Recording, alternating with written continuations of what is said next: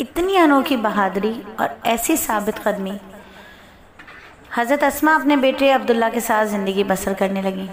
بہت بہادر اور جوامر شخص تھے وہ۔ عبداللہ بن زبیر اپنی والدہ کی نگرانی میں پرورش پائی۔ حضرت اسما نے اپنے بیٹے کو شمائل محمدیہ سے آراستہ کیا۔ دن گزرنے لگے، عبداللہ بن زبیر بڑے محتاط دانشور بن گئے، شمشیر زنی میں مہارت حاصل ہو گئی۔ یزید بن ابی سفیان رضی اللہ تعالیٰ عنہ کے بعد مروان بن حکم بھی سیدنا عبداللہ بن زبیر کو اپنا زیر فرمان بنانے میں کامیاب نہ ہو سکا۔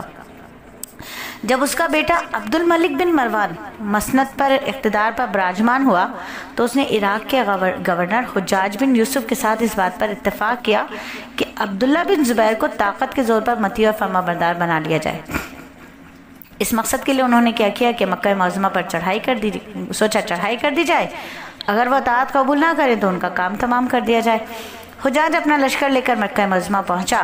اس نے وہاں پہنچ کر جبل ابو قبیس کے ایک چوٹی پر توپ نصب کر لی اور مسجد حرام اور کعبۃ اللہ پر گورہ باری شروع کر دی۔ حضرت عبداللہ بن زبیر رضی اللہ تعالیٰ عنہ اور ان کے ساتھی مسجد حرام میں پناہ لیے ہوئے تھے۔ حجاج بن یوسف نے سیدنا عبداللہ بن زبیر اور ان کے ساتھیوں کا سخت محاصرہ کر لیا۔ جب محاصرے نے شدت اختیار کر لی تو انہوں نے محاصرہ توڑنے کے غرض سے اپنے دشمن کا مقابلہ شروع کر دیا۔ عبداللہ بن زبیر جو تھے وہ موقع پا کر اپنی والدہ کے پاس پہنچ گئے تاکہ ان سے جو ہے وہ رہنمائی حاصل کریں، کچھ نصیحتیں حاصل کریں۔ جب یہ اپنی والدہ کے پاس پہنچے اور بڑے واضح انداز میں بتایا کہ ساتھیوں کو چھوڑ کر آیا ہوں، محاصرہ بڑا سخت ہے، حالات بڑے کٹھن ہیں، تو بی بی اسما نے اپنے بیٹے کو نصیحت کرتے ہوئے کہا، بیٹا قتل ہو جانے کے ڈر سے اپنے دینی جذبات کو پامال نہ کرنا۔ عبداللہ بن زبیر نے کہا، اماں جان مجھے اندیشہ ہے کہ وہ مجھے قتل کر کے میری لاش کے ٹکڑے کر دیں گے۔ حضرت اسما نے فرمایا، بیٹا بکری کو جب ذبح کر دیا جائے تو برے سے کیا کیا، جس طرح ابھی اس کا گوشت کاٹا جائے اسے تھوڑی پتہ چلتا، اس سے کیا فرق پڑتا ہے، بیٹا جاؤ اللہ کی مدد طلب کرو، اپنی بصیرت کے مطابق عمل کرو۔ عبداللہ بن زبیر اپنی والدہ کے پاس سے اٹھے اور بڑی بہادری کے ساتھ میدان میں اتر کر دشمن کا مقابلہ کرنے لگے، بار بار شعر پڑھنے لگے کہ اے میری والدہ سیدہ اسما، اگر میں قتل کر دیا گیا تو آپ مجھ پر آہو بقا نہ کریں، میرے خاندان اور دین باقی رہے گا اور میرا دایاں ہاتھ تیز تلوار کے ساتھ نرم پڑ گیا ہے۔ عبداللہ بن زبیر کب تک ظالم ٹولے کے سامنے ڈٹے رہتے، پورے جوش و جذبے کے ساتھ دشمن کے ساتھ لڑتے رہے۔ اس دوران میں مسجد کا ایک ستون ٹوٹ کر ان پر گرا جس سے وہ شہید ہو گئے۔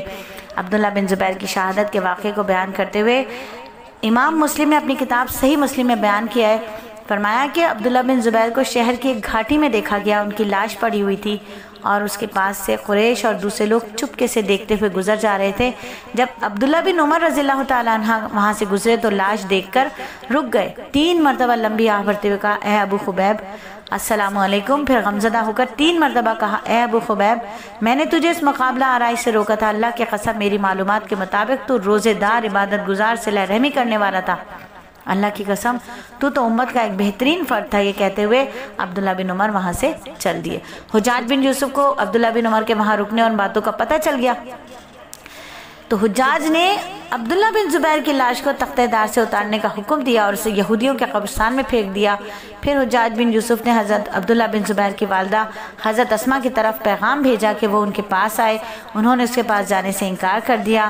دوبارہ پیغام بھیجا کہ بہتر یہی ہے کہ میرے پاس آئے ورنہ میں کسی ایسے شخص کو بھیجوں گا جو تیرے سر کے بالوں سے پکڑ کر گھسیٹ کر میرے پاس لائے گا۔ یہ صحابیاں ہیں، صحابیہ کے ساتھ حجاج کے یہ الفاظ ہیں۔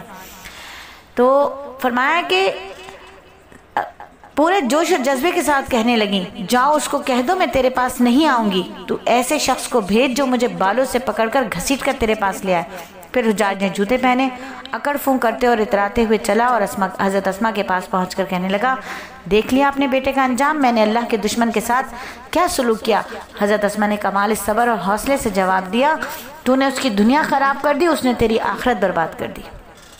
پھر فرمانے لگی، مجھے پتا چلا ہے کہ تم میرے بیٹے کو ذات النطاقین کا فرزند کہہ کر پکارتے ہو۔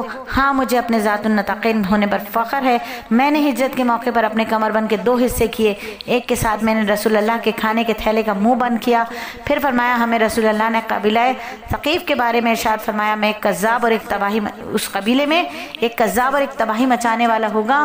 کذاب تو ہم نے دیکھ لیا، میرا خیال ہے تباہی مچانے والے تم ہو۔ حجاج خاموشی سے اٹھ کر چلا گیا اور کوئی جواب نہ دیا۔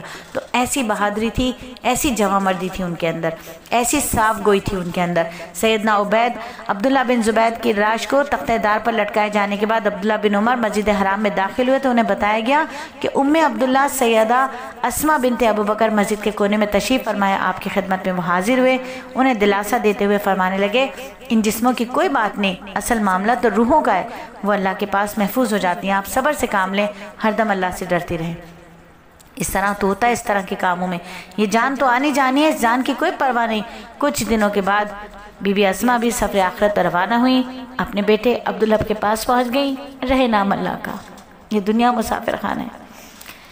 تو یہ ہیں وہ جنہوں نے دین کے لیے اپنی جان مال اولاد سب کچھ قربان کر دیا۔